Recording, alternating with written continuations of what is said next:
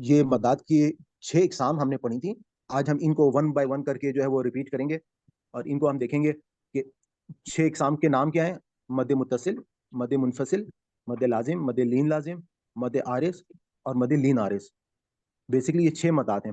اچھا، ان کو سمجھنا بہت آسان ہے. ان کے نام تھوڑے سے مشکل آپ کو شاید محسوس ہوں گے، لیکن کیونکہ ہمیں حروف لین اور حروف جو ہمارے مد بنتے ہیں، جیسے الف مدہ 3 حروف ہیں بیسکلی. الف مدہ کب بنتا ہے؟ اسی طرح سے واؤ مدہ کب بنتا ہے؟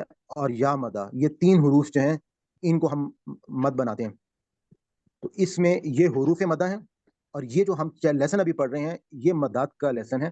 اس میں اس بات کو ذہن میں رکھنا ہے کہ اس کے ساتھ اس کو میچ نہیں کرنا. وہ جو حروف مدہ ہیں وہ بیسکلی وہ ایک الف کے برابر پڑھے جاتے ہیں یا 2 حرکات تک ان کو ہم پڑھتے ہیں. لیکن یہ جو مدات ہیں ان کو ہم کم از کم 3 حرکات سے لے کے 5 یا 6 حرکات تک ان کو ہم پڑھتے ہیں.